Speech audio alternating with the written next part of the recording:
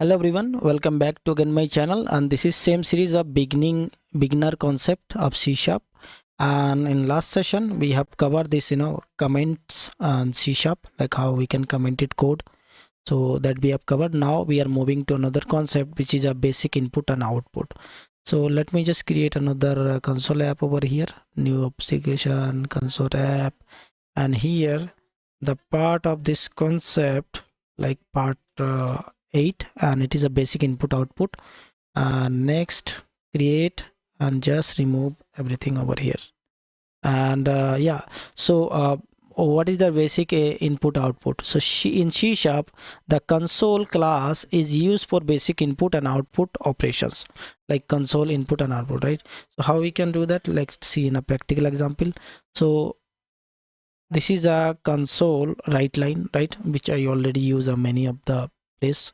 So if I enter the name, right, so this is just a printout, right? So this is a output of that.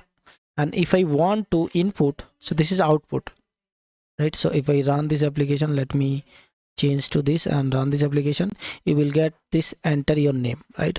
So this is the output. So how we can get an input from there?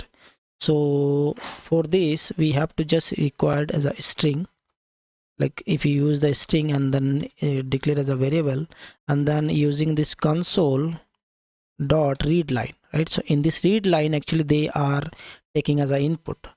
And then finally, if I want to again output this particular name, so I can simply using the interpolations over here. So let me add interpolations. For example, hello, whatever name as an input, like hello John, hello name, right? So whatever name it's getting over here, so I can print it over here, right? So let me run this application now and see. Now see, it is asking to enter a name, and also it is a blinking, so that means you can allow the name over here, like for example John, right? And once you hit enter, now see, you are getting that value, that hello John, which is that, right? So whatever input you are getting over here, so you can just using in our over here. So this is called actually input and output in our console app, right? And as a conceptual wise, it is a just console read line as a take as a input, right? And from that user, and console route line output information to that console. That's it, right? So that's all for this session, and for next session we will learn like on a exception handling. So till now, thank you, have a nice day, and don't forget to like, subscribe and share.